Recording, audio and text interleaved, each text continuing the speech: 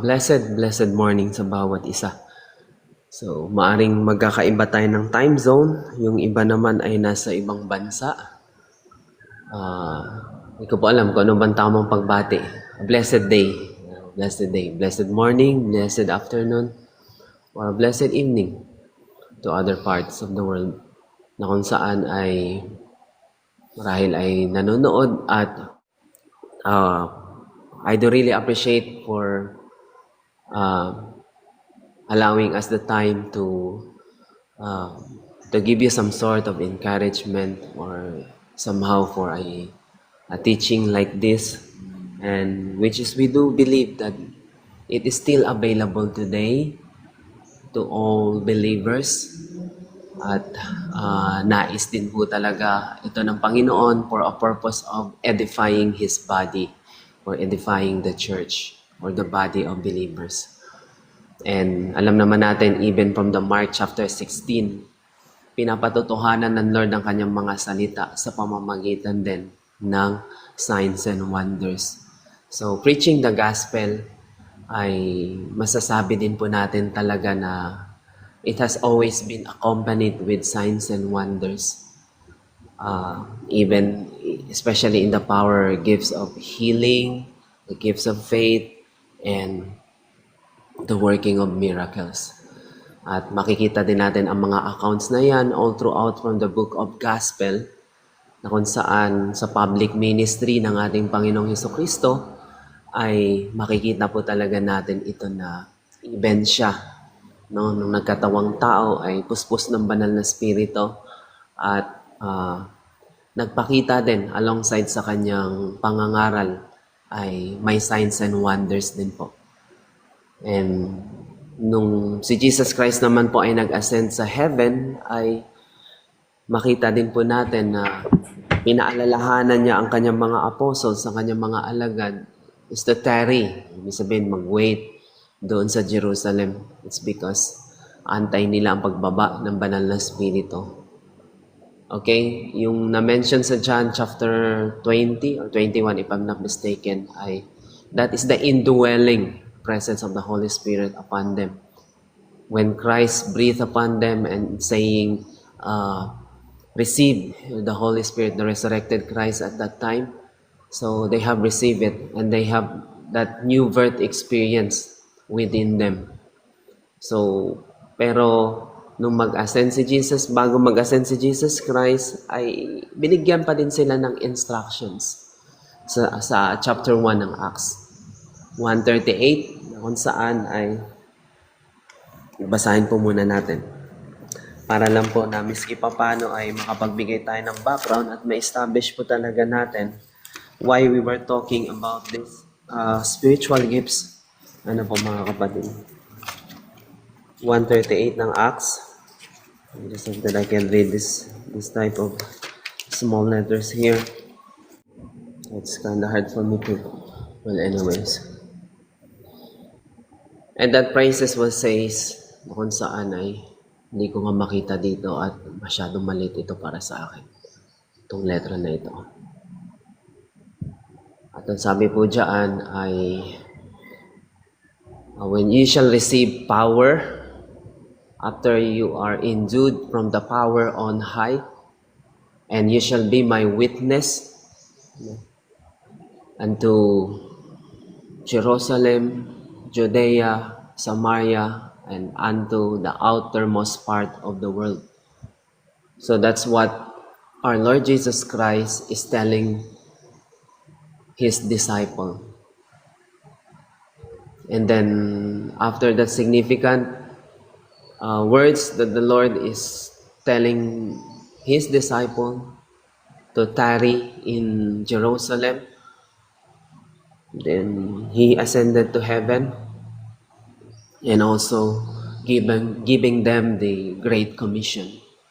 At nakita po natin ang mga phenomenal event pagdating sa chapter 2 na kung saan when they gathered together in prayer, bumaba sa kanila ang banal na spirito like a rushing wind. And then ang unang-una nakita natin is that yung kapuspusan ng banal na spirito. no, yung tinatawag nating they began to speaking in tongues. And then pagdating naman sa chapter 3, we see signs and wonders na kung saan ay doon na uso yung katagang, silver and gold I have none, but in the name of Jesus Christ of Nazareth, stand up and walk. So that was Apostle Peter na kung saan ay na-encounter niya ang isang paralitiko sa portiko ni Solomon. Parang klase po ito ng beranda po yata sa temple at that time. Parang sa bandang harapan ng temple, if I'm not mistaken, sa ganong structure. So talagang tumayo at nakita din natin. And even yung mga accounts sa chapter 4 onwards hanggang papunta sa chapter 10 beyond ay mga missionary works. At nakita din natin na kahit sila Apostle Paul, Bernabe, and Silas ay yung mga signs and wonders din ay nag-accompanied sa kanila. So the story of the book of Acts is the story of the Acts of the Apostle when the church began. Doon nagsimula ang dispensation na kung saan ay ang kalipunan ng mga mananampalataya ng ating Panginoong Jesucristo ay nagsimula na silang sumunod ayon sa ipinag-uutos ng ating Panginoon. And I refer about the Great Commission. They go from Jerusalem to Judea to Samaria and even to the outermost part, no, of the country hanggang sa nakarating sila sa iba't ibang places ng Asia Minor. And eventually, nakarating din sa atin, sa ating mga Gentiles. So that's how it goes there. At nakita natin ang pinaka-significance talaga doon nung sinakluban sila. Nung simula silang mapuspos ng banal na spirito, ay doon natin nakita nagmanifest ang gifts, no, ng Holy Spirit upon them. If I may read right now.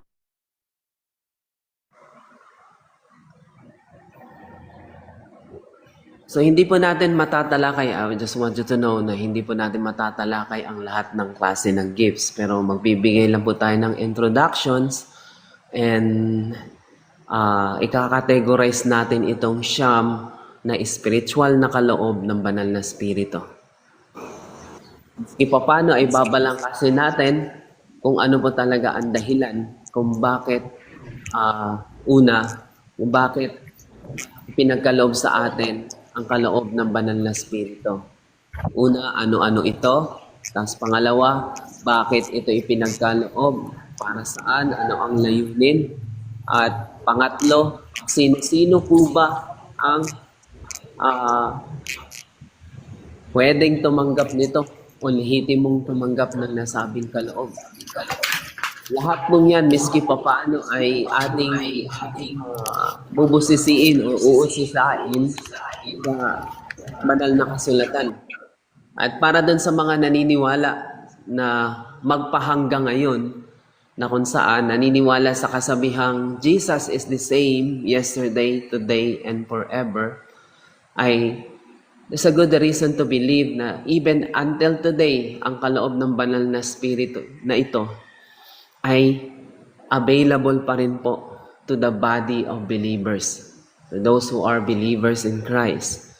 And even man po ang inyong lingkod, I must have a humble experience of these things about sa kaloob ng banal na spirito, na kung saan ay meron po akong maikikwento about healing, about deliverance, and how does the miracles that I have seen in the lives of people when we began to pray for them in some sort of that. No po. So, dahil ako din po ay even until now, naniniwala ako. At ito po ay mag-accompanied palagi na when a believer are committed to fulfill the Great Commission, naniniwala ako. Most likely kasi ito talaga ang pinapakita at ini-imply sa atin ng Scripture na kung sino man sa mga believer na talagang committed sa pagtupad ng Great Commission, talagang ina-accompanied sila ng mga ganitong signs and wonders. Pero pasensya na, pag ang isang believer naman ay walang commitment to fulfill the Great Commission of our Lord Jesus Christ, ay based from my experience and what I have observed, ay napakaganit para sa kanila at tila ata hindi talaga nila at all na-experience, or masasabi ko na napakadalang lang compare sa mga klase ng believers or mga Christian na kung saan ay totoong nagko-commit ng kanilang buhay na sumunod sa Great Commission. Unahin ko po muna, ano nga ba ang Great Commission na ito?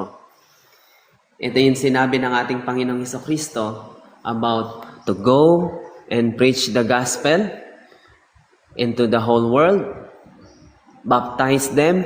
Pangalawa, baptize them in the name of the Father and of the Son and of the Holy Spirit. Pangatlo, make disciples. Pang-apat, teach everything about the Lord's commandment. So, makikita natin na apat na folds ang Great Commission. It will sweep throughout from the scripture of Matthew chapter 28.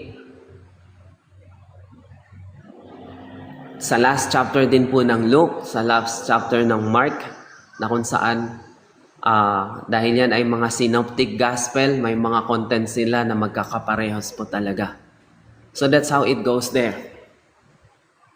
Mga kapatid, to those believers, sasabihin ko po, to those believers are committed to fulfill our Lord Jesus Christ Great Commission, ay nakikita ko po talaga most likely, even from the book of Acts, pag sila talaga, nung magsimula silang kumilos ayon sa ipinag-uutos sa kanila ng Panginoon, talagang ina-accompanied sila ng nasabing signs and wonders.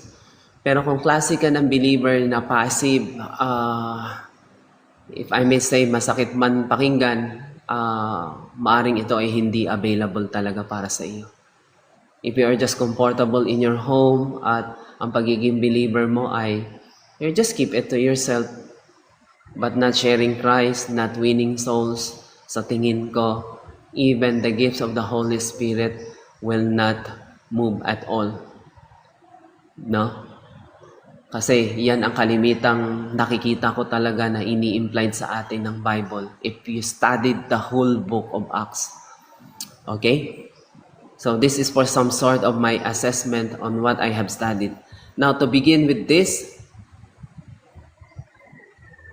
etong gifts na ito ay 9 gifts ng Holy Spirit in which enumerated in 1 Corinthians chapter 12. Sino po ba ang may Bible? Pwede po bang basahin po natin sa chapter 12 ng 1 Corinthians? 7.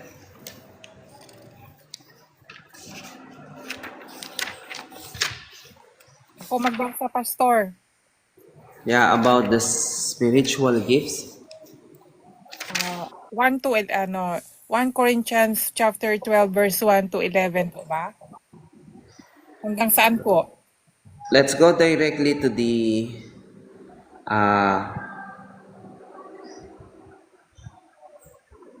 beginning verse 4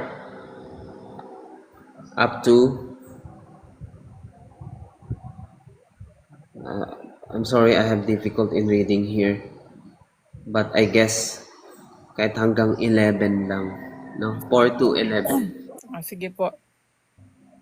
In Tagalog, 1 Corinthians chapter 12 verse 4 to 11, may iba't iba tayong kaloob, ngunit iisa lang ang espiritong pinagmula nito. May iba't ibang paraan ng paglilingkod, ngunit iisa lang ang Panginoong pinaglilingkuran natin. Iba't iba ang ipinapagawa ng Diyos sa atin, ngunit iisa lang ang Diyos na nagbibigay sa atin ng kakayahang gawin ang mga ito. Ang bawat isa ay binigyan ng kakayahan na nagpapakita na sumasa kanya ang banal na espiritu upang makatulong siya sa kapwa niya mananampalataya. Sa isa'y ipinagkaloob ng Espiritu ang kakayahang maghayag ng kaalaman tungkol sa Diyos at ang isa naman ay ang kakayahang unawain ito. Ang iba'y ipinagkalooban ng Espiritu ng malaking pananalig sa Diyos at ang iba naman ay binigyan ng kakayahang magpagaling sa mga may sakit. Ang iba'y pinagkalooban ng Espiritu ng kapangyarihang gumawa ng mga himala at ang iba naman ay binigyan ng kakayahang maghayag ng mensahe ng Diyos. Mayroon namang pinagkalooban ng kakayahang makakilala kung ang kapangyarihan ng isang tao ay mula sa banal na espiritu o sa kakayahang magsalita sa iba't ibang wika na hindi nila natutunan, at sa iba naman ay ang kakayahang maipaliwanag ang sinasabi ng mga wikang ito. Ngunit iisang espiritu lang ang nagbigay ng lahat ng ito at ipinamamahagi niya sa bawat tao ayon sa kanyang kagustuhan. Iyan po.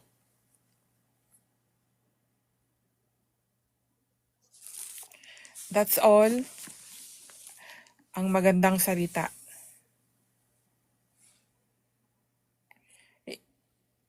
Nakamute po kay Pastor. Sa ng kanyang salita at higit pa pong pagpapalain ang sinumang nagsasakatuparan nito. Okay, so makikita natin dyan kung paano sinabi sa context na kung saan ay ang banal na spirito ay nagkakaloob para sa mga mananampalataya. At nabanggit po dyan ang mga kaloob na yun. Ano po? The 9 spiritual gifts are blessing and that are freely given to us by the Lord. They cannot be earned. Okay? Hindi po ito na-earn ng sino man. Hindi din po ito binibili. The gifts are given by God with one main objective: to bring edification to the church, para patatagin or palakasin ang church. Ang church, ito yung kalipunan or body ng believers. That was stated there in 1 Corinthians chapter 12:17 at sa chapter 14 at 12. So, it is sole purpose for edification. Kaya pag sinabing edification, para talaga palakasin or patatagin ang gawain ng Panginoon, ang mga believers. If I would say na talagang napakalaking tulong ito at napakalaking advantage sa buhay ng isang believer. Unang-una, pag wala ang gifts ng banal na spirito, hindi din tayo mai-empowered to live a holy life. This one is an advantage to each and every believer.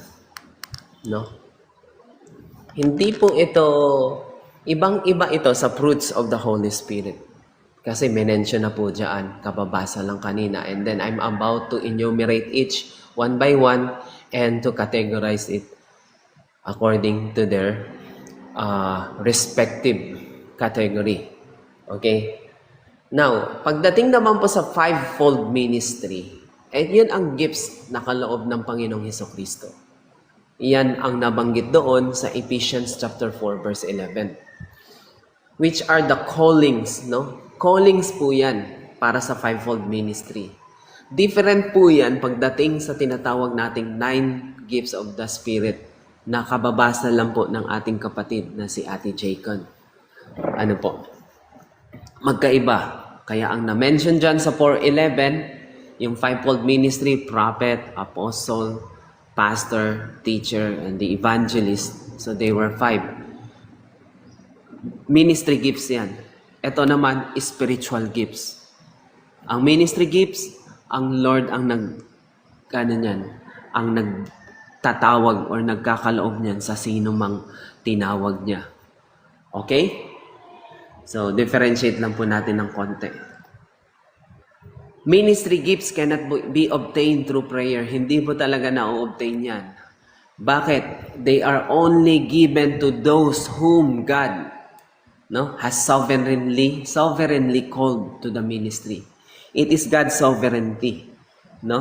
Prerogative ng Lord yon. Kung sino man ang nais niyang tawagin para doon sa fivefold ministry na yon. Okay? Ika nga sa Hebrew 5:4, no man can take this honor unto himself. Kung nakatalaga sa iyo yan, ay talagang ang Lord ang magkakalob yan sa iyo. While ito namang 9 spiritual gifts, on the other hand, are for every, take note, for every spirit-filled believer. Para po yan sa bawat spirit-filled believer. We are exhorted to seek the Lord for them. Isik talaga natin ang Lord para sa mga kaloob na ganito. The 9 gifts of the Holy Spirit are means whereby every Christian can be fruitful and a blessing to the church. Yun na yun ang nilalayon nun para siya ay maging fruitful sa kanyang buhay Kristiyano at maging blessing din siya sa kalipunan ng mga mananampalataya. If he is not called to a fivefold ministry, kahit even if he is not called, kahit hindi pa siya tinawag sa fivefold ministry, anyone can have this gift. Paul said in 1 Corinthians chapter 12 verse 1, "Now concerning spiritual gifts, brethren, I would not have you ignorant." Kaya kung titignan niyo, the Lord wants us to understand, the giftings of the Holy Spirit in the realm and experience of baptism of the Holy Spirit. Kasi kung titignan natin sa Acts chapter 2 nga, kagaya nung nabanggit ko doon sa introduction ko, ay doon talaga nagsimula yun sa bautismo ng banal na spirito.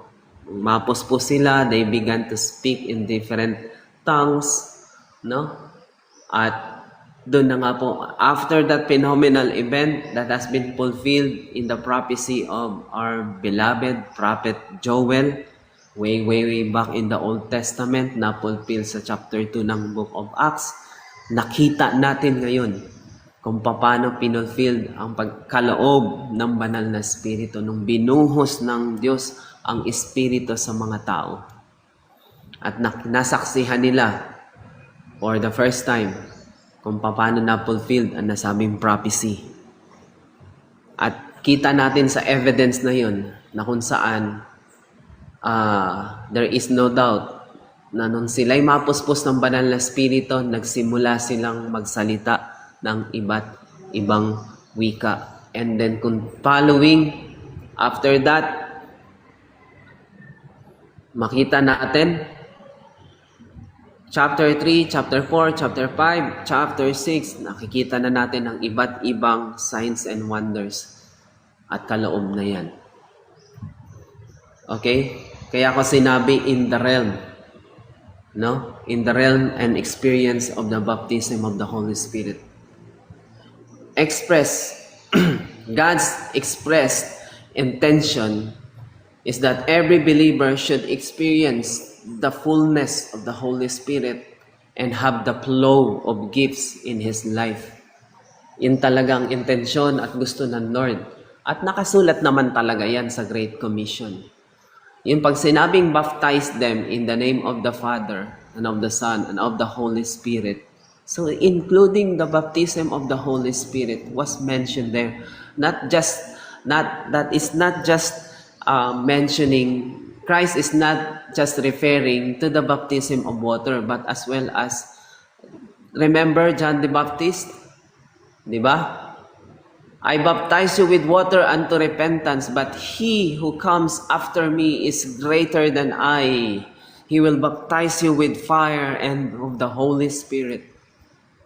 Sinabi na talaga yan ni John the Baptist, the last prophet, of the old era, Old Testament. And the prophet also na pagsimula ng New Testament. in the time of our Lord Jesus Christ. Kaya, nais ng Lord ang kasabihang, hindi ito kasabihan, ang katotohanan ito na kung saan gusto niyang ipa-experience. Well, anyway, to tell you, according to Hebrews chapter 6, verse 1 to 3, baptisms, the doctrine of baptism, including baptism of water and baptism of the Holy Spirit, because as we are speaking about in the realm of baptism of the Holy Spirit experience and in the realm of the baptism of the Holy Spirit, yung baptisms, the doctrine of baptism are just only included in the elementary doctrines of Christ. Okay? As per Apostle Paul addressed to the Hebrew believers in the book of Hebrew, chapter 6. So, hindi natin siya pwedeng i-labeled as napaka-super spiritual natin. Kung tutuusin, natural dapat sa isang believer na gumagalaw at nagmumove in signs and wonders. No? At dapat talaga makita at mangyari yan. Pero ang katanungan ngayon, why is it today that there were few na lang? Dahil po kasi sa mga doctrinal differences. Dahil po kasi sa mga denominations na may iba po talaga ay they label themselves na wala na yan, hindi na po yan nangyayari sa panahon natin ngayon because there's some sort of reason and interpretation nila from the scripture. But yet, marami din tayong nakikita at naririnig na even until today, ang mga signs and wonders na ito ay nangyayari. When the people of God, the believers began to witness about Jesus Christ, and then nakakakita din sila ng mga signs and wonders, ina-accompanied sila. Ano po? So in this verse, makikita natin sa 1 Corinthians chapter 12, sa verse 8, no? Paul lists the 9 gifts of the Holy Spirit. Ito na to. What are those? For to one is given the Spirit the word of wisdom. Okay, word of wisdom. To another, the word of knowledge. By the same Spirit. To another, the gifts of faith by the same Spirit. To another, the gifts of healing by the same Spirit. To another, the working of miracles. 5. To another, prophecy. To another, discerning of spirit. To another, diverse kind of tongues or speaking in tongues. To another, interpretation of tongues. So there were 9 of them. Actually, these 9 gifts can be grouped into 3 categories. Yun na yung sinabi ko kanina. Okay? The gift of guidance. Pag sinabing guidance or even the utterance. No? Number 1. Ang gift of the utterance or guidance, guidance po means revelation. Okay? The gifts of revelation or guidance. Okay, I'm sorry, I have to correct that one. Okay, my mistake. The gift of guidance, it means the gift of revelation. Kagaya nitong word of wisdom, word of knowledge, and discerning of spirits. So this one will enable you on kung paano mo malalaman, lalo na pagdating sa knowledge, through the word of knowledge, kahit ang tao ay hindi mo pa nakita, kakakikilala mo pa lang, or dili kaya wala pa siyang ginawa, wala pa siyang sinabi. And then, if there's a certain kind prompting of the Holy Spirit that He will give you that word of knowledge for that certain person, yan. Yan po yun. And wisdom, yung para bagang when you have there are people over there that who has a problem, and then the Lord will give you some solutions to each and every problems that they might have, no? Yan yun. That's the word of wisdom. So, iyaano ko lang po siya in a simplest way. Pero kasi, naiisa-isa naman po talaga yan dito sa discussions na to eh. Ano po mga kapatid? And the discerning of spirit. Ang discerning of spirit, kailangan talaga may i-judge ka muna sa matter. May kailangan mo nang mangyari bago mo siya yung ability to assess or to judge of the situation or of a certain man, no, of a certain matter. Yan ang pagdi-discern. Hindi yung wala pa lang ginagawa ng Lord, wala pa lang ginagawa ang tao, uy, may na-discern ako sa kanya. Hindi po discernment yan. That's knowledge, revealing knowledge, or word of knowledge. Magkaiba po. Kaya ko minsan nami-miss siya, no? Nami-miss, tawag dan?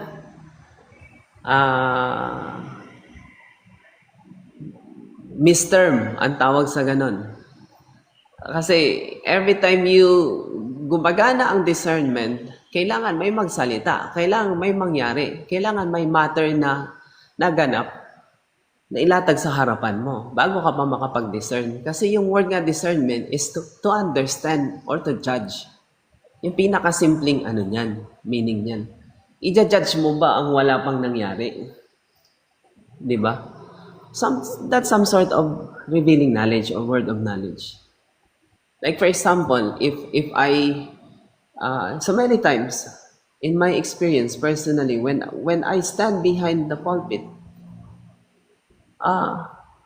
I saw some of people kung ano yung naigiging struggle nila spiritually. Even if they didn't do something, kahit nakaupo lang sila, listening. Like noong nakaraang last week, when I preach about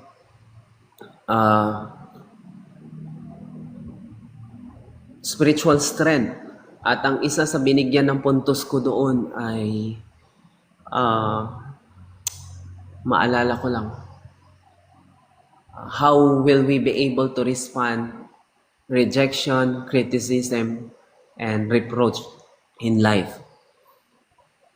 Sabi ko, dinescribe ko sa kanila yung about there were believers na pinipersecute talaga sila, buhay nila ang nakataya, but yet they still managed to continue in the Lord. Tapos kung i-compare naman tayo sa bansa natin dito, ang mga tao dito, ang mga believers dito ay wala lang, napaka-complacent lang.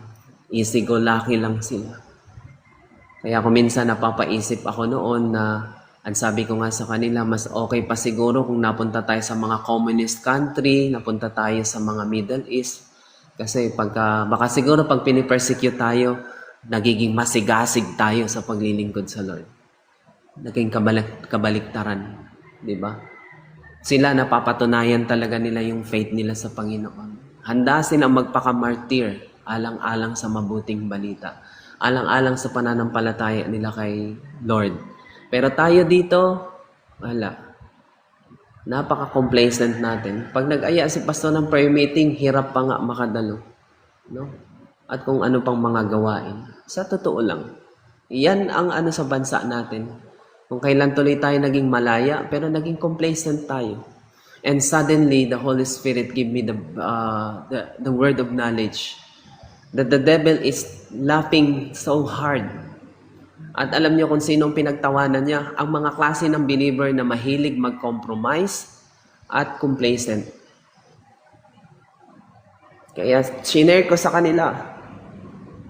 It's because I saw the word joke. The believer sometimes, he may appear joke in the face of the enemy. Bakit? Kasi complacent, pabaya, compromising, always befriending with the world, while believer na nga siya. If believers are continually walking that way, may sinasabing namamangka sa dalawang ilog, lumalabas talaga siyang katawa-tawa sa harapan ng kaaway. And then the enemy are laughing so hard at them. So I challenge them right there and then. Prove to them that you are not a joke in the face of your enemy. It's about time to turn to the Lord. It's about time to repent. So that's where the word of knowledge, at talagang dinala kami doon sa part na yun. Ito yung message is about how to respond about criticism, rejection, and reproach in life, kasi natalakay namin na lahat ng yan, nararanasan yan when you are persecuted. Tapos, without even knowing it, na dinala pala ako sa flow na yun, na they were believers na nanlalamig, complacent, most of all, compromising. Kaya sila pinagtatawanan ng kaaway. They hindi man lang nila kayang panindigan ang pagiging na kay Kristo nila. And that's the reason why Satan and his company are lapping so hard to this type of believers. Huwag po tayong magmukhang katawa-tawa sa kaaway. Kaya umiiyak ako noon that time at ang sabi ko sa kanila, you are not a joke in God's kingdom. That's the word of knowledge over there. Nakita ko. So yun. Nakapag-edify sa kanila at talagang ang daming realization at that time pagkatapos noong nasabing live na yun, ginawa namin last week. So yan ang mga word of knowledge. Na kahit wala namang ginagawa ang mga believers, nakikinig lang at umuupo lang, pero tila ata bang may pinakita ang Panginoon sa pagkakataon niya. So yan po yan. Yan yung mga tinatawag nating guide or revelation gifts. The word of knowledge, the word of wisdom, and the discerning of spirits. Now, the gifts of power incorporates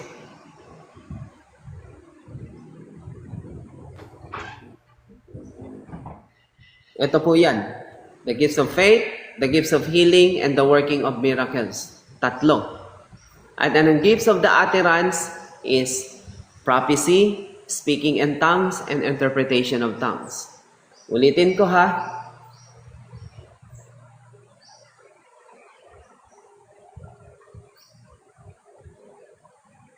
The 9 gifts of the Holy Spirit can be categorized into 3. First one is the gift of guidance or the revelation gifts. The word of wisdom, the word of knowledge, and the discerning of spirits. Second one is the power gifts. We called it the gifts of faith. Ito yung able na mag-cast out, magpalayas ng mga masasamang espiritu. That's the gifts of faith. No? The gifts of healing. Yan naman, in any types of sickness and diseases. No, that they are able to heal. That was mentioned in Mark chapter 16, if I'm not mistaken. Yung mga witness ni Jesus Christ, there are signs that follows them. No, na kung sino man yung mapayungan ng kanilang mga kamay ay gumagaling at napapalabas ng mga masasamang espiritu.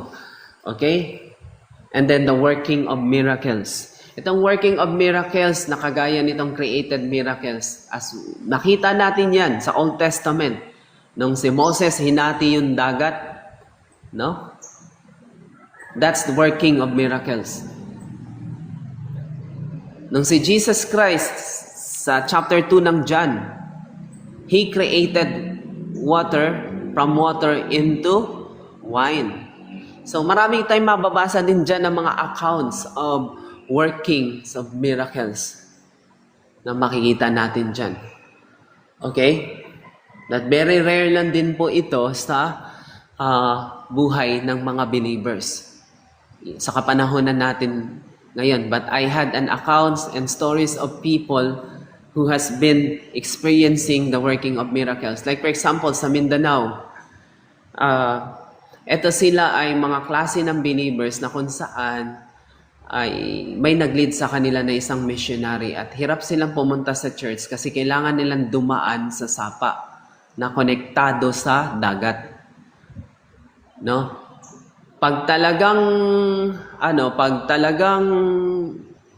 nag-high tide ay talagang hindi sila makakatawid, it's because lagpas tao po talaga ang tubig. Pero dahil ang pinapangunahan niyang group of people ay ito ay parang mga lumad, no? Mga klase ng indigenous people. Dahil gusto niyang akayin, sasamba sila.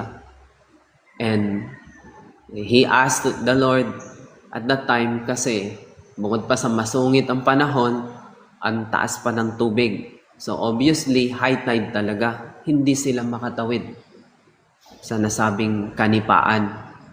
Parang suba kung tawagin nila yun. Hindi sila makatawid.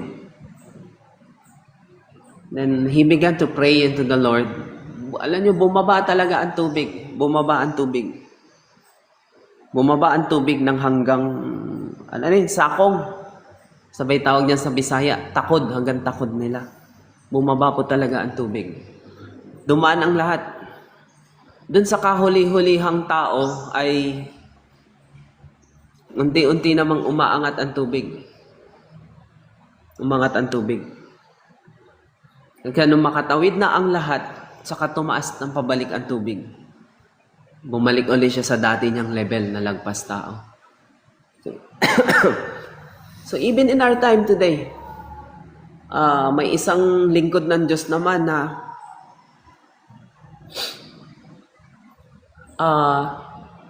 nagpa-farming. Tapos may kapitbahay siyang non-believers. Pero ito, believers to. Sabi niya, uulan. Tapos palagi siyang kinukutsa ng kapitbahay niya, uulan ka dyan, kita mong tag-init, ilang El Nino ng time na yun. This happens in the place of Palawan. Pero he have that faith na talagang magpapadala ng ulan ang Panginoon sa kanilang umahan. I think if I'm not mistaken, that was more than a hectare. Nung dumating yung mga time na yun, na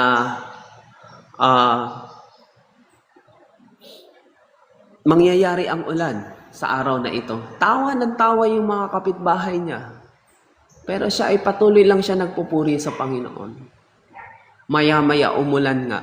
Pero ang napaka-weird na pangyayari ay yung bukirin at lupain ng kapitbahay niya na ektarya din, hindi inulan. Ang may ulan, yung lupain na kinultivate at tinamnan ng believer. Yun lang ang diniligan. Tapos, after that event, naging mananampalataya na yung mga tao sa paligid niya. So see, kung paano yung may mga created miracles kumbaga. So, bigay lang po ako ng mga konting paliwanag para dyan.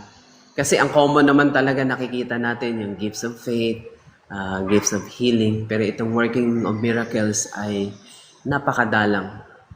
And isa pang account na ikikwento ko po sa inyo. Ito po, to have the, parang, kasi, even in my family, I experienced this. My daughter, at the time, bata pa lang siya.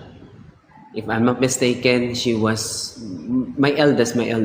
If I'm not mistaken, she was just only grade 4, grade 3, kung di ako nagkakamali.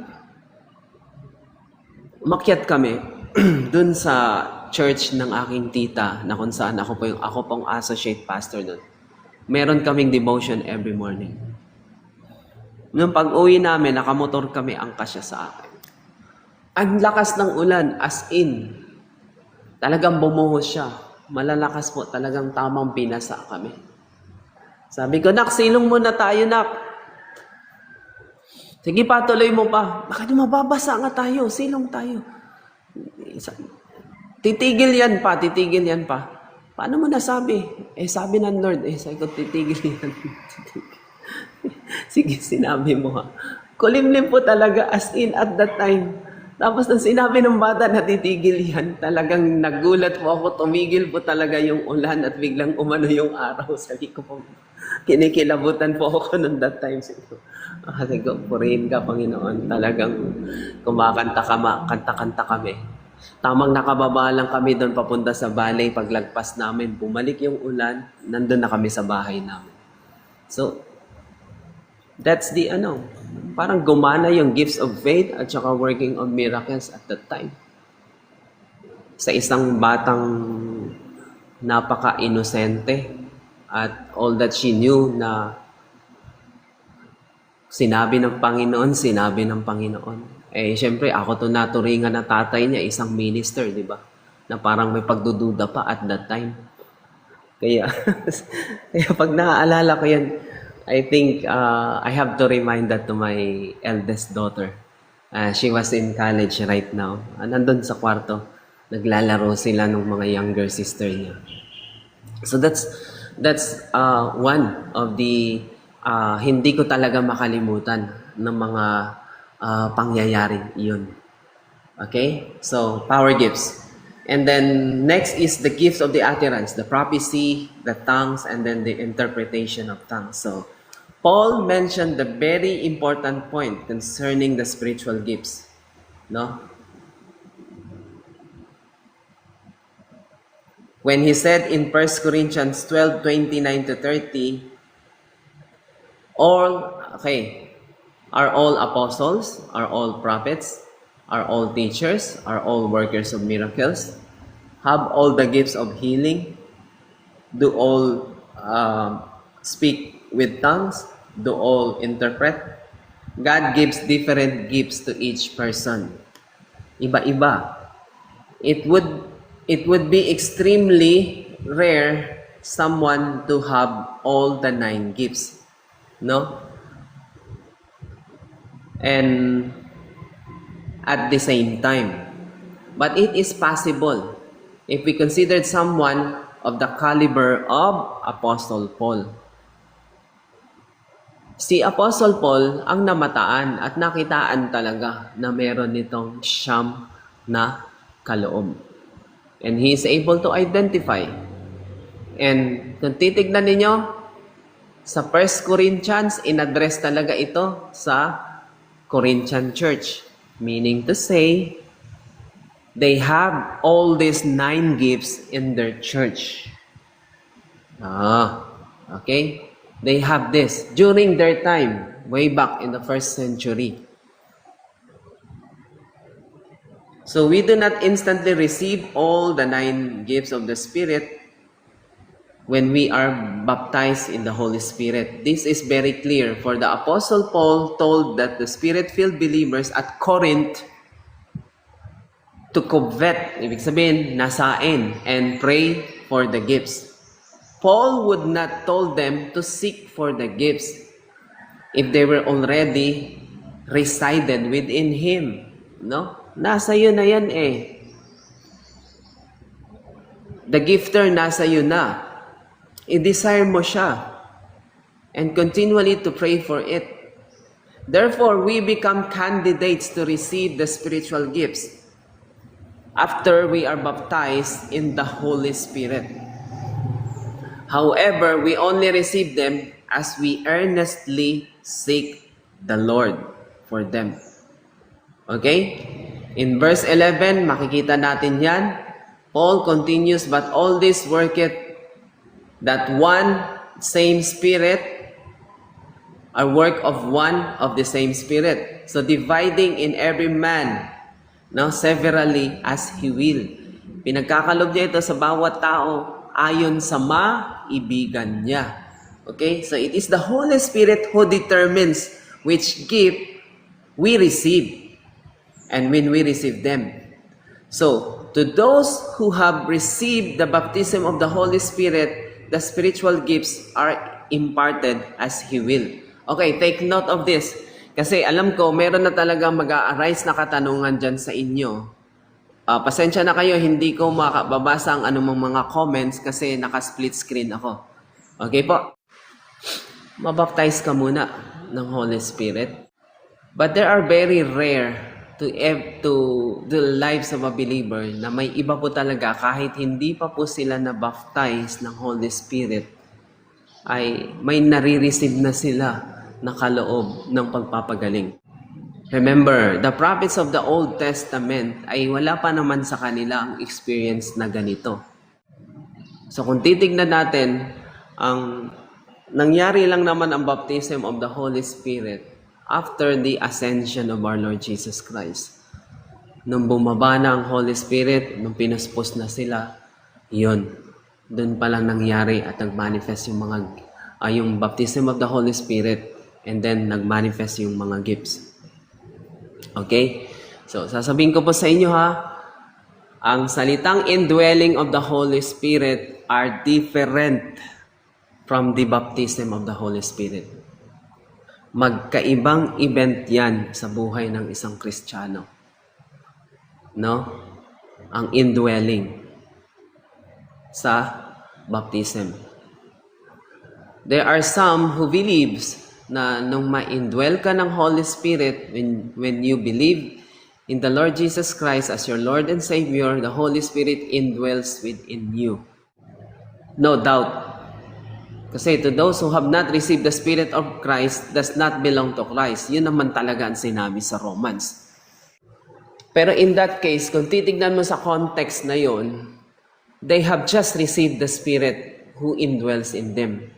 At nung ma-mention yan sa chapter 15 ng John about the Holy Spirit who is with you, who is in you, so nag-i-indwell ang Holy Spirit. Pero wala pa siyang mention about endued from the power of high, yung kapuspusan. At bakit sasabihin niya naman, nung matapos niyang ipareceive sa kanila ang Holy Spirit, yung resurrected Christ sa John chapter 20, 21 ba? That we can read over there, that He began to breathe upon them, receive ye the Holy Spirit. Then He began to breathe upon them.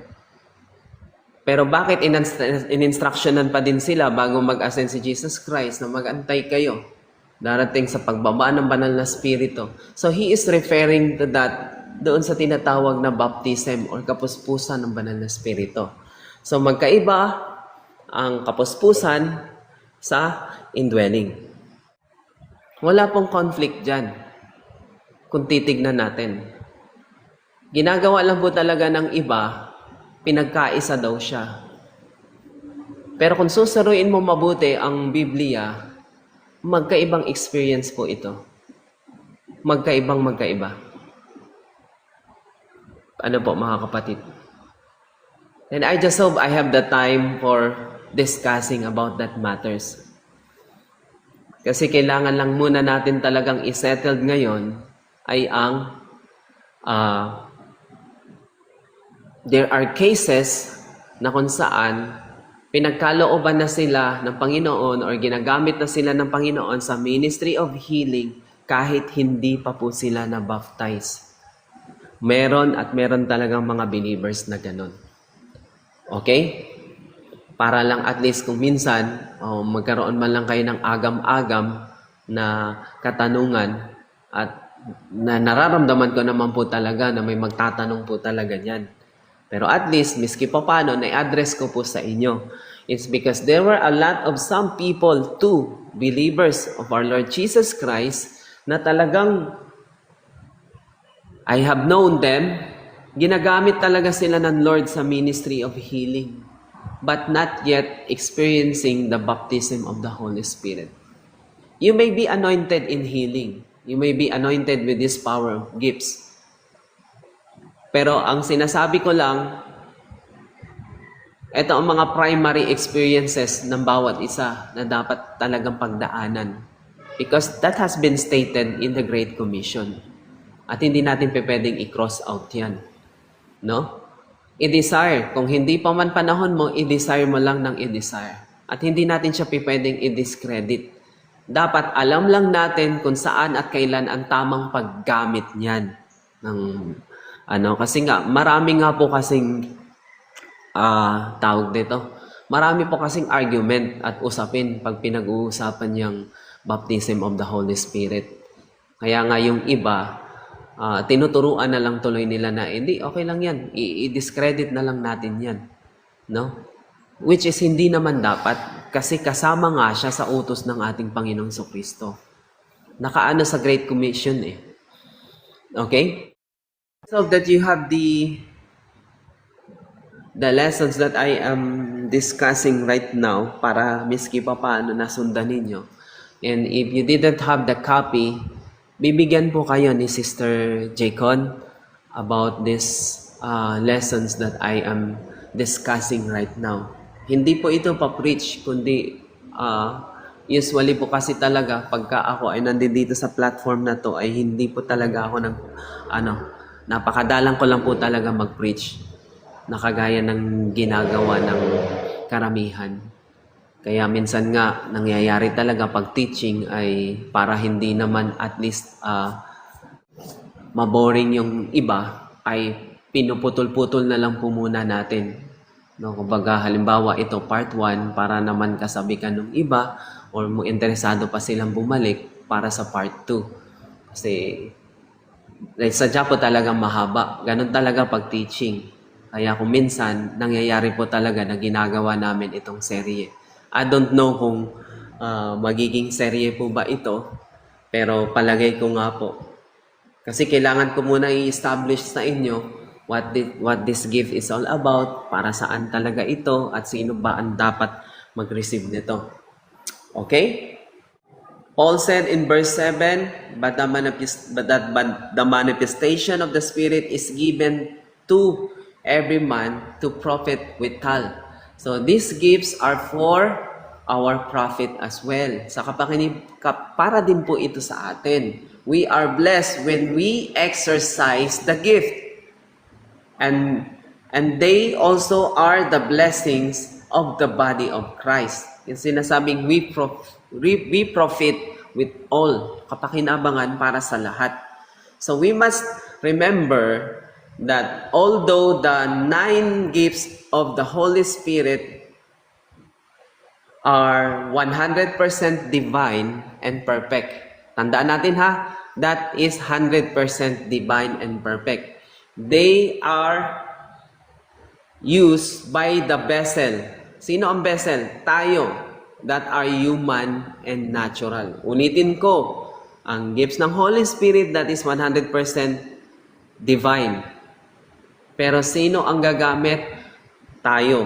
Vessel. Ano tayong vessel? We are natural. Bakit ko kailangan sabihin yan? Kasi po mamaya, may kailangan po akong i-explain sa inyo.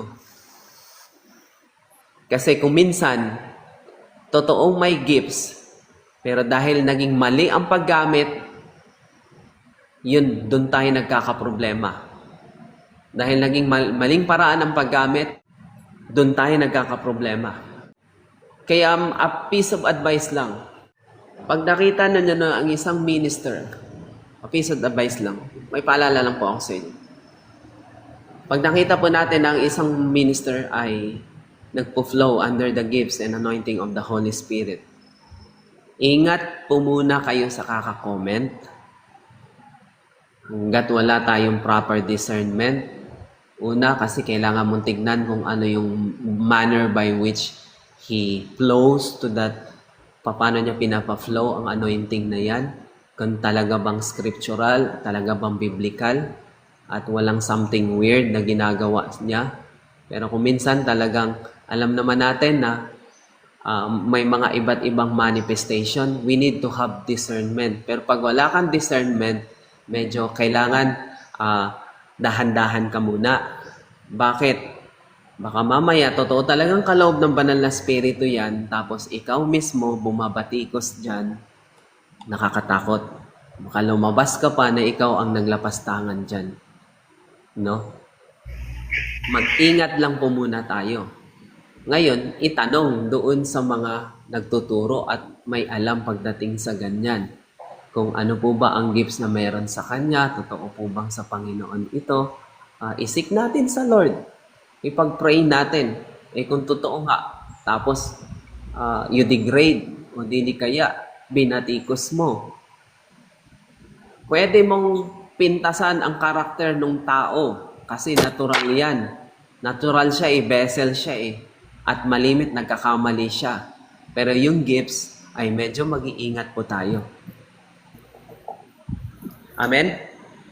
Mag-iingat tayo. Baka mamaya, lumalabas na binablaspheme na pala natin. Remember yung nangyari sa mga Pharisees nung nagpalaya si Jesus Christ ng masamang espiritu sa katawan ng isang tao? He has been heavily accused na ang sabi ay, ang kapangyarihan mo ay galing kay Beelzebul. Si Jesus Christ, di naman siya nagalit eh. Pinaliwanagan sila. Pero sa bandang dulo, ipagpapatawad ang kasalanan sa Ama at sa Anak. Pero yung paglapastangan sa banal na spirito ay hindi. Kaya medyo konting ingat lang. No?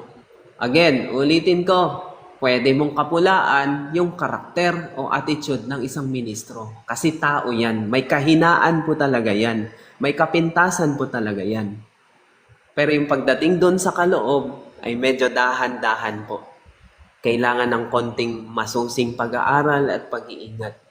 No? Pag wala tayong proper discernment according to scripture, no? Mas maganda, tahimik lang po muna tayo. Okay?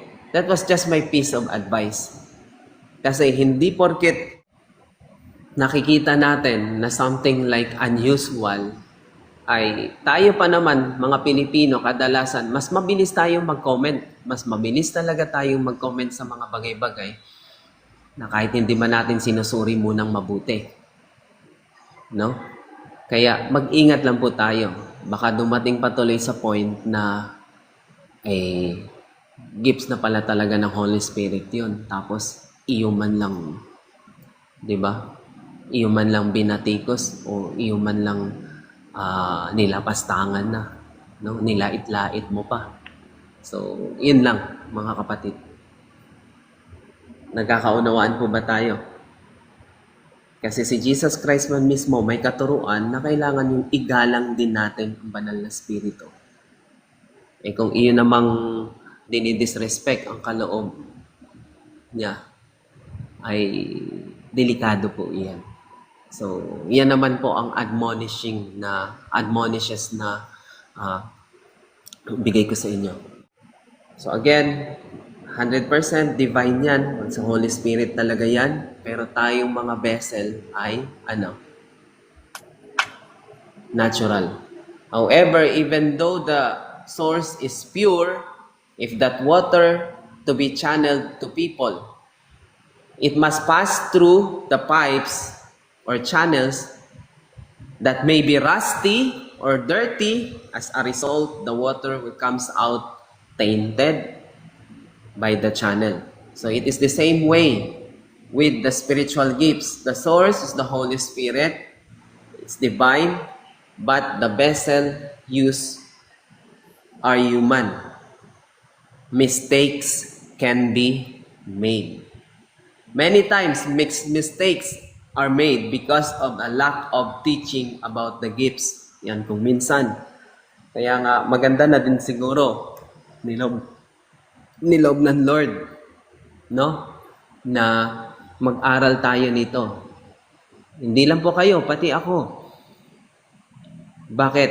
Pag wala ho kasi tayong proper knowledge at tamang wisdom sa paggamit nitong kaloob na ito, ay pwedeng talaga tayong magkamali. Pwede tayong masadlak sa pagkakamali. At magre-resulta po ito ng pambabatikos mula sa iba. Amen? Kaya pagdating po dito, talagang ako po ay cautious. Kaya nga po nung binrought up ito ni Sis Jaycon, medyo po ako, nagiging reluctant po ako kasi sabi ko, usually nagtuturo man ako ng giftings para makapag-concentrate ang mga nag-aaral ay sa blow up. Kasi pag dito talaga sa TikTok, unang-una hindi mo mapiplease lahat ng tao. Pangalawa, meron talagang hindi may mag-a-agree sa iyo kahit scriptural pa yan, no?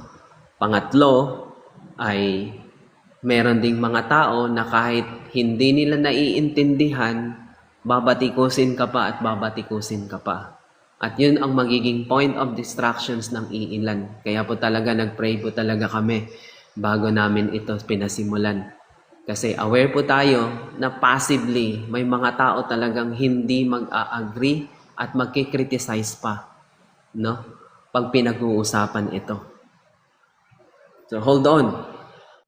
So many mistakes are made became of a lack of teaching about the gifts or because the lack of practice of the gifts. O, sa kakulangan din sa pagpapractice. Some people at times may establish the message of the Lord that has given them. No? That may embellish the message of the Lord that is given them. Generally, this will not do too much damage. Kaya nga ganito, ini-embellish ko muna sa inyo. Nagiging cautious muna ako in a sense na talagang dapat gamitin natin ito na may paghiling talaga ng karunungan mula sa Panginoon. Hindi yung basta banat ka lang ng banat o hindi yung basta pakitang gilas ka lang ng pakitang gilas. No? Hindi din po. Kasi alamin at kilalanin po talaga natin ang attitude or yung personality ng Holy Spirit, the giver. Kaya kailangan, it's about time to know the Holy Spirit more. Kaya nga in-encourage tayo dyan sa scripture na yung communion with the Holy Spirit. Diba? May nasulat talaga. No, we need to have a communion, personal communion with the Holy Spirit. You need to welcome Him, not to ignore Him, because siya nagsasalita. Siya nagsasalita sa atin. Siya ang nangungusap sa atin. Alam niyo ba ang ministry niya sa buhay ng mga believers? Una, siya ay counselor, teacher, ano pa? Comforter. Ano pa? Ang mga titles na meron siya. He's the Spirit of Truth. So, tuturuan ka sa lahat ng katotohanan patungkol kay Kristo. Papayuhan ka. Bibigyan ka ng karunungan. Bibigyan ka ng kaunawaan. At pag naunawaan mo kung ano yung bunga niya sa buhay mo, doon mo unti-unti maintindihan kung paano din i-operate ang nasabing gifts. Hindi yung basta, di ba? Ang sabi namin dyan sa mga Bisaya, hindi yung pataka ka lang. No? Basta banat ka lang ng banat. Get to know first the Holy Spirit. Because if He is the, since He is the gifter, and you need to come to know Him more first. You have to understand Him first. Kung ano yung character niya. Kaya malalaman mo, pag gift talaga ng Holy Spirit ang meron sa isang tao. Pag alam mo ang character or fruits ng Holy Spirit, dun ka magkakaroon ng idea na iyan ang manner dapat ng pagpapractice niyan. Kasi naunawaan mo ang mga character na meron sa Holy Spirit. And it is safe to say to have assessment in that way. No? Kasi nakilala mo siya. Madali mo naman ma-discern yan eh. Pag alam mo yung karakter ng Holy Spirit. Pero pag hindi, ay medyo mahihirapan ka talaga. Amen? Nandyan pa po ba kayo? Amen. However, there are others who operate in the gifts from their own spirit and wrong motives to give others the impression para lang magpa-impress. Yan po yung mga maling motibo. No? That they are very spiritual, it becomes a thing of pride to them. Minsan, yung may mga gusto lang may pagmalaki, maipakita. So this is very serious. Nevertheless, we must not judge the gifts of kagaya ng sinabi ko, by the one who receives and uses them, but by the one who gives them.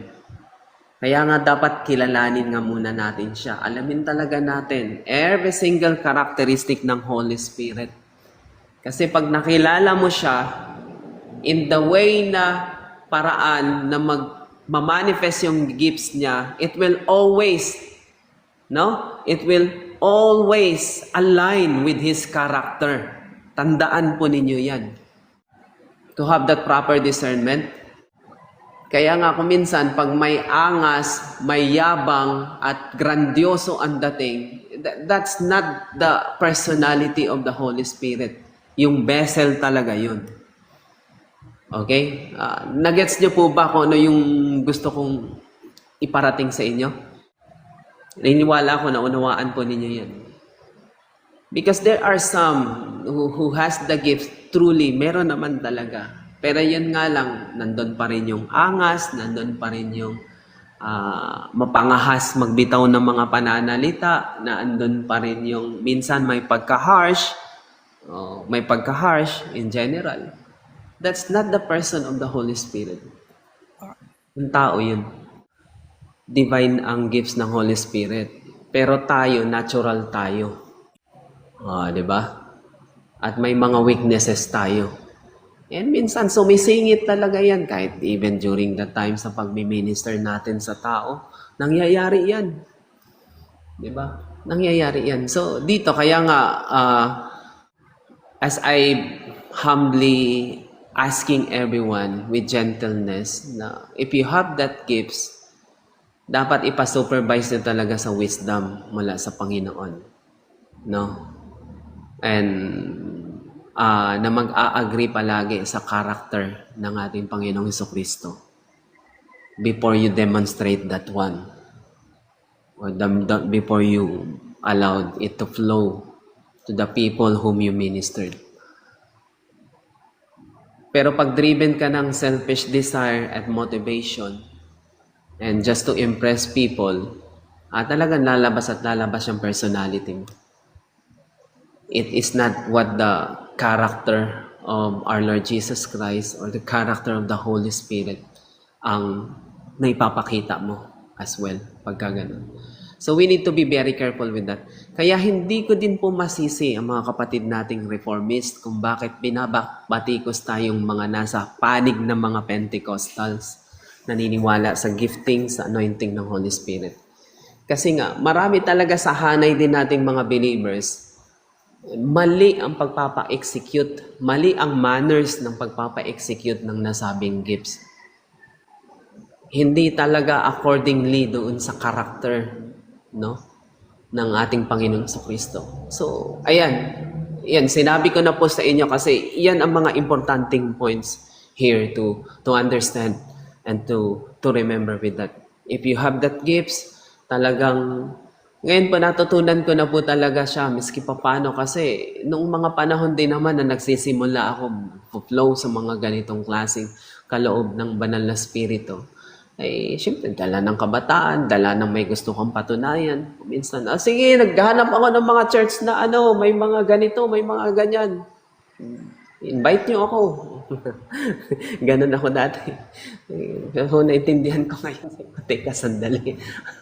It's not about me pala. I'm just, at the end of the day, I'm just only a vessel. Just only a vessel. I'm just only a mouthpiece. So, instrumento lang po talaga ako. Kumbaga, daluyan lang po talaga ako sa totoo lang. So, yan. Kaya remember those days, talagang naluluha lang po ako at talagang I feel so sorry about that personality before, something like that. Kaya, we need to be extra cautious hanggat maaari. No? Ipakita talaga yung manner ng ating Panginoong Jesucristo while executing this one. Allow me to continue. So although we may be very imperfect in many areas of our life, we can still receive the gifts of the Holy Spirit. Tandaan po ninyo yan. We use them. Our character is being changed from glory. If we use them properly, our character will be changed from glory to glory. So, ayan na po ha. Amen. At least ay naibigay ko na po sa inyo ang mga some important tips and reminders na hindi ka pwede dapat magmalaki. Hindi ka pwedeng dapat ipakita mo na meron ka. Alam nyo, ang Holy Spirit nga, hindi niya nga gustong pinag-uusapan siya kung sino siya. He just humbly work within you and within the lives of people. Tahimik yang gumagawa. Hindi niya kailangan ng anumang mga credits, no? Hindi niya kailangan ng anumang mga Pwede siyang umalis sa picture kung kinakailangan. Dahil ang layunin niya, maitaas palagi ang Panginoong Hesukristo, maitaas palagi ang Diyos Ama. Siya palagi ang magpo-point sa iyo na i-glorify, ibalik at ibalik lahat ang glory. Ganyan ang banal na spirito. Yung kanyang humility din as well. Kaya nga, pag may mga prophecy, naalala ko tuloy yung may kwento ko sa inyo na counterfeit, nagtatangs, nagpa-prophesy during sa kalagitnaan namin ng worship. Kasi pag Spirit of God ito, ang Spirit of God, ganito, pag during sa worship, tuturuan ka talagang mag-focus at yung attention mo, madraw talaga sa Panginoon. Yan ang trabaho ng Holy Spirit. Pero what on earth, during those times, ininterrupt niya ang panambahan. Kaya, I could not feel at peace inside at all at that time. At talaga, I keep on asking the Lord, ano na yun? Will this one came from you? Lord, I'm sorry, but I have to ask you at that time. It took for me 3 days, to pray. And then I received the answers in Acts chapter 16. While receiving the prompting of the Holy Spirit, I smell something like yung ginagamit ng mga nagre-ritual, yung parang klase ng kamanyang or incenso. Sabi ko, may nagaano ba dito sa kapitbahay? Inask ko yung pastor at that time. Wala po.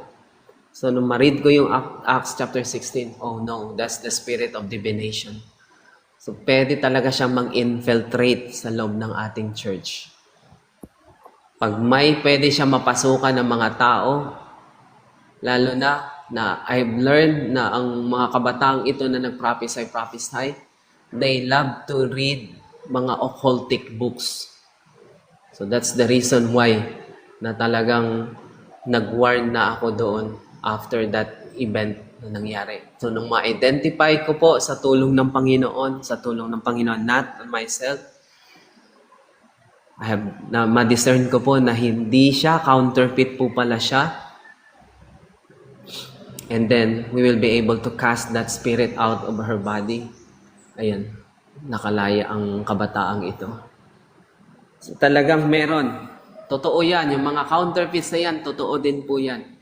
Kaya nga maganda din talaga na hilingin natin sa Lord na meron din tayong revelation gifts. Para talaga able din nating ma-identify kung purely sa Holy Spirit yan or baka counterfeit na yan. Meron yan. In our time today, meron din. Kaya nga, pinagpuproceed ko talaga sa inyo with every single area, possible area na proceed with caution. Kaya kung sasabihin po ako ng iba na continualist ka ata, Pastor, no. Kasi cessationist, yung hindi na naniniwala sa kaloob at anointing ng banal na spirito na available sa panahon natin ngayon. Cessationist ang tawag dyan. At sa hanay naman natin na still na naniniwala, continualist. Ibig sabihin, pinagpapatuloy lang natin kung ano yung mga practices at kaloob na meron sa time ng mga apostles. Even in our time today, it still happens. No? It can be received and it can be practiced in the body of Christ. And we all do believe that. Kaya ang tawag sa atin, sa hanay natin, mga continualist. Sila lang naman nag-categorize nila. Pero sinasabi ko sa kanila, no, I'm not continualist, I am cautionist. I will always proceed with caution. Even if there is a gift, I totally 100 believe in that, 100%. But mas gugustuhin ko na lang na magpo-proceed ako with caution palagi. Para at least ma-execute man natin tama at maayos ayon sa karakter o kalooban ng Diyos whenever we minister. Amen?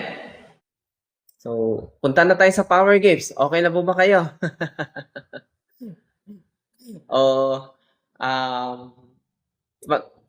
Or ikakat lang po muna natin to dito and we will do another session na lang po. Opo. What do you think? Another session na lang tayo. This time, Yes. muna tayo. Natapos na po tayo sa Pastor, sa guidance ba yun, Pastor? Yes, yes. Doon pa lang po tayo sa natapos lang po natin ano ang mga kaloob na ito, sino ang tatanggap nito, at kung paano natin ito gagamitin. So, Yes doon po. pa lang tayo So natapos sa dito, tatlo. dito po muna